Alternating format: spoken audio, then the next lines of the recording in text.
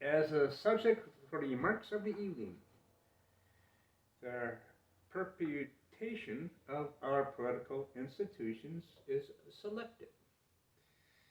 In the great journal of things happening under the sun, we, the American people, find our account running under date of the 19th century of the Christian era. We find ourselves in the peaceful possession of the fairest portion of the earth as regards the extent of territory, fertility of soil, and celebrity of climate. We find ourselves under the government of the system of the political institutions, conducting more essentially the ends of civil and religious liberty than any of which the history of the former times tells us. We, when mounting the stage of existence, find ourselves legal inheritors of these fundamental blessings. We toiled not in the acquirement, or hardy, brave, and patriotic, but now laminating the departed race of ancestors. Theirs was the task, and nobody performed it, to possess themselves, and through themselves, us, of this goodly land, and to uprear upon its hills and vales a political edifice of liberty and equal rights. It is ours only to transmit these, the former, unprofaned by the foot of the invader, the latter undecayed by the lapse of time, untorn by precipitation. In the latest generation, that fate shall permit the world to know this task of gratitude to our fathers, justice to ourselves, duty to posterity, and love of our species in general, all imperatively require us patiently to perform. How then shall we perform it? At what point shall we expect the approach of danger? By what means shall we fortify against it? Shall we expect some transatlantic military giant to step the ocean and crush us at a blow? Never. All the armies of Europe, Asia, and Africa combined, with the treasure of the earth, our own excepted, in their military chest with a Bonaparte commander, could not by force take a drink from the Ohio or make a track on the Blue Ridge in a trial of 1,000 years. At what point, then, is approach of danger to be expected? I answer, if it ever reach us, it must spring up amongst us. It cannot come from abroad. If destruction is our lot, we must ourselves be its author and finisher. As a nation of free men, we must live through all time or die by suicide. I hope I'm over-wary.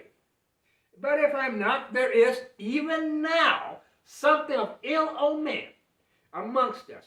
I mean, increasing disregard of laws which parades the country, the growing disposition of substitute, and the wild and fierce passions, in lieu of sober judgment of courts, and the worse than savage mobs, for the exclusive ministers of justice. This disposition is awfully fearful in any community, and is now exist in ours through grating to our feelings to admit. It would be a violation of truth and an insult to our intelligence.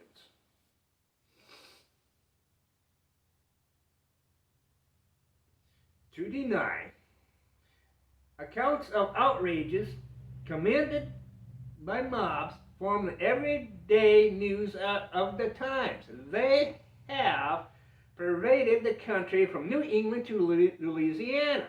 They are neither particular to the eternal snows of the former nor burning suns of the latter. They are not the creature of climate. Neither are they confined to the slave-holding or non-slave-holding states. Alike, they spring up amongst the pleasure-hunting masters of the southern slaves and in order to loving citizens of the land of steady habits. Whatever then is their cause be, it's coming to the whole country. It would be tedious, as well as useless, to recount the horrors of all of them.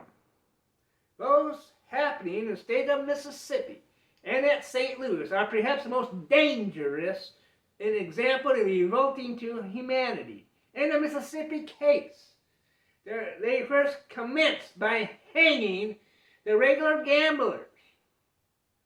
A set of men certainly not fine for a livelihood, a very useful, a very honest occupation, but one which, so far from being forbidden by the laws, was actually licensed in the act of this legislator, passed by a single year before.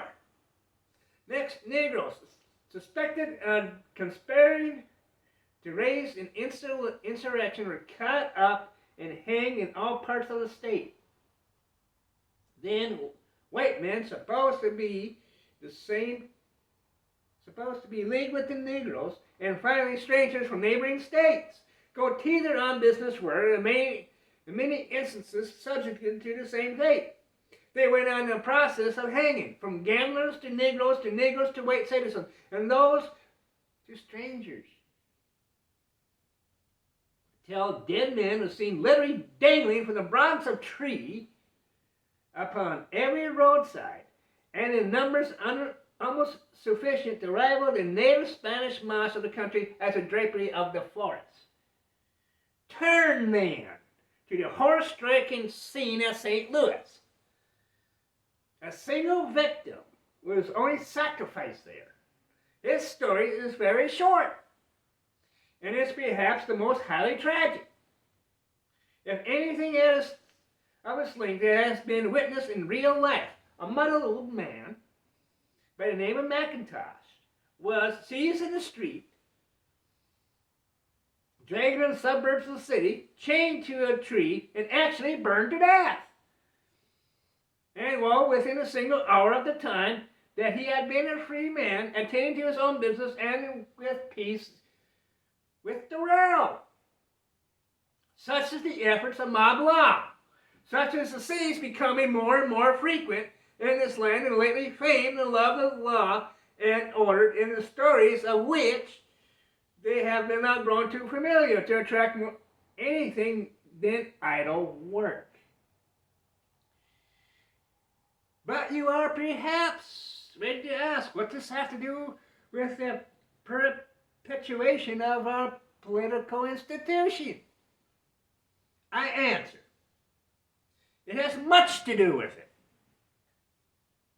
Its direct consequences are, comparatively speaking, but a small evil, as much as the danger consists in the prudence of our minds as regard to its direct, its only consequence, abstractly considered, the hanging of the gamblers of Vicksburg, which brought little consequence. They constitute a portion of the population that is worse than useless in any community. And their death, no pernicious example set by it, it is never a matter of reasonable regret with anyone. If they annually swept from the states of existence by a plague or smallpox, honest men would perhaps be much profited by the operation. Similar to is the correct reasoning in regard to the burning of the Negro of St. Louis. He had forfeited his life, by the perpetuation of the outrageous murder upon one most worthy and respectful citizens of the city. Had not he died as he did, he must have died by the sentence of the law in a very short time.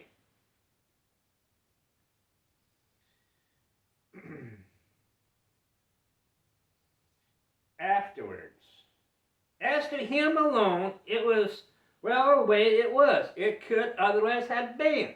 But example, in either case was fearful. Well, men taking in their heads day to day to hang gamblers or burn murderers.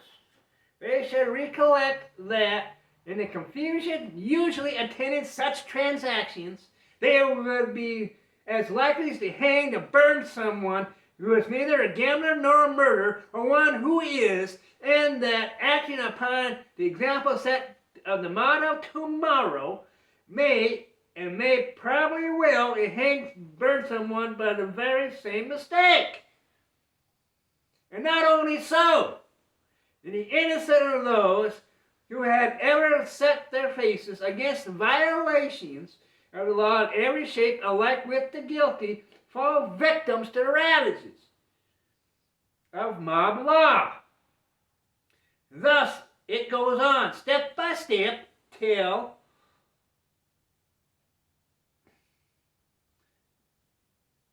all the walls erected in defense of the persons and property of individuals are trodden down and disregarded.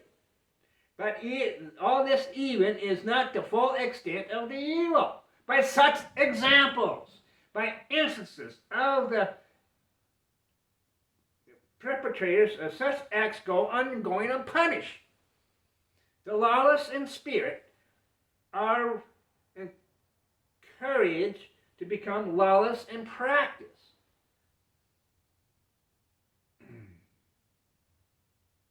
And having been used to no restraint but dread of punishment, they thus become absolutely unrestrained. Having ever regarded government as their deadliest bane, they make a jubilee of the suspension of its operations and pray for nothing so much as total annihilation.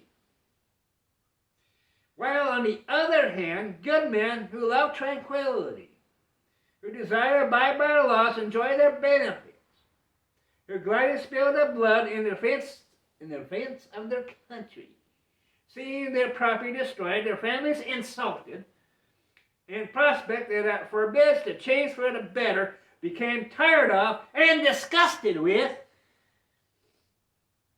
a government that offers them no protection.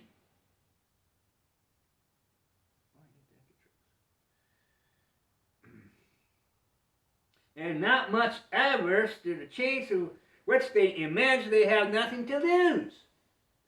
Thus, then, the operation of this mobocratic spirit, which all must admit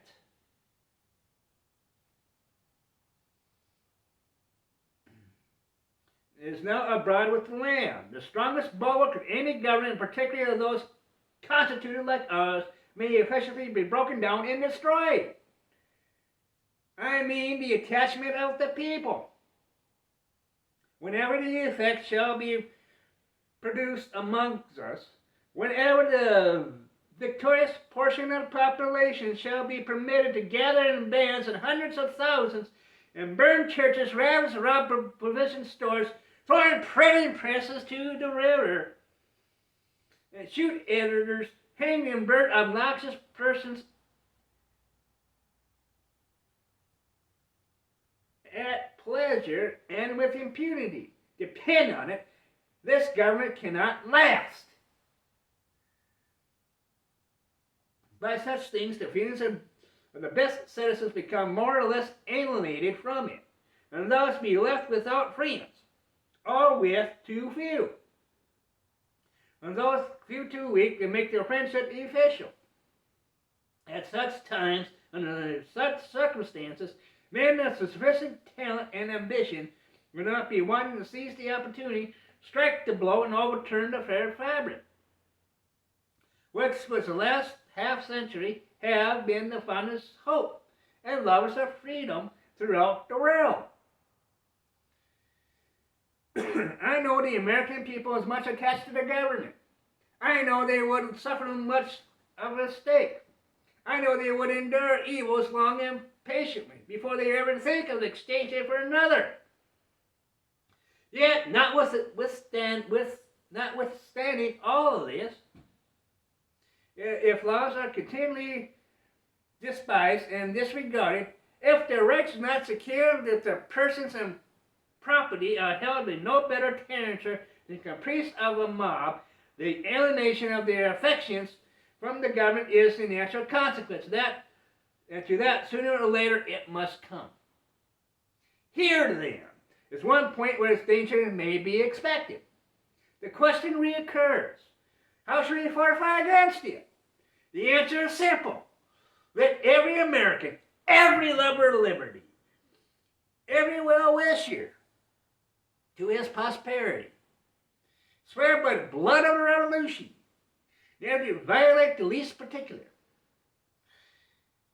as the laws of the country, and never to tolerate their violation of others, as the patriots of '76 did to support the Declaration of Independence, so to support the Constitution and laws. Let every American pledge his life, his property, and his sacred honor. Let every man remember to violate the law is to trample on the blood of his father and to tear the character of his own and his children's liberty. Let reverence for the laws be breathed by every American mother to the lisping babe that prattles in her lap. Let it be taught in schools, let it in seminars, and in college. Let it be written in the primers, the spelling books, and in the almanacs. Let it be preached from the pulpit, proclaimed in legislative halls, and enforced in courts of justice. And in short, let it become the political religion of the nation.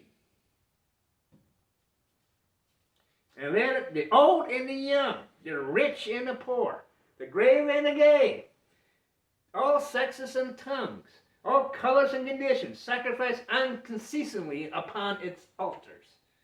While ever a state of feeling such as this shall universally or even, generally prevail throughout the nation, vain will be in every effort and fruitless in every attempt to subverance of our national freedom. When I so pressingly urge the strict observance of all the laws, let me not be understood by saying there are no bad laws, nor that no grievances may not arise for redress of which no legal provision has been made. I mean no such thing. But I do mean to say that as all bad laws, if they exist, they should be repealed as soon as possible. While they continue to embrace force for the sake of example, they should be religiously observed.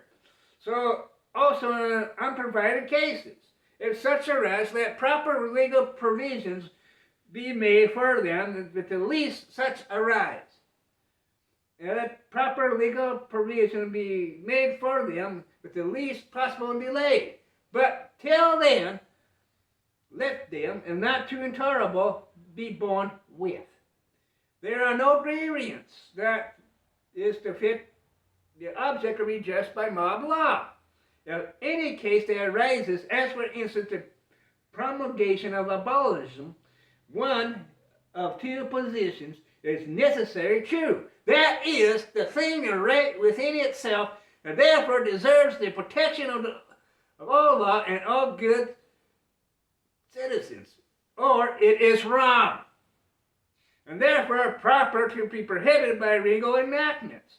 In neither case, the interposition of mob law, either necessary, justifiable, or excusable, but may be asked. Suppose danger to our political institutions. Have we not preserved more than 50 years? And why be made not for 50 times as long? We hope there's no sufficient reason. We hope all dangers may be overcome. But to conclude there's no danger to ever arise would itself be extremely dangerous. There are now, will hereafter be many causes, dangerous in their tendency, which they not existed heretofore,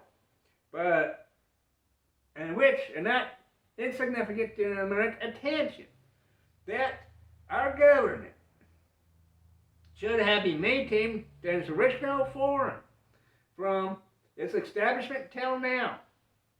Not too much be wondered at it. It had many props in support to it through that period, which are now decayed and crumbled away. Through that period, it was felt to all to be an undecided experiment. Now, it is understood to be a successful one. Then all sought celebrity and fame, and distinctions expected to find them the success of that experiment. There was all staked upon it, and their destiny was inseparably linked with it. Their ambition aspired to display before the admiring world the practical demonstration of the truth of a proposition, which had hitherto have been considered the best, no better than problematical, namely the capability of people to govern themselves. If they succeed, they will be immortalized. Their names will be transferred to counties and cities and rivers and mountains, and to be revered and sung and toasted through all time. If they fail, they will be called knaves and fools, and fanatics for a fleeting hour, then sink and be forgotten.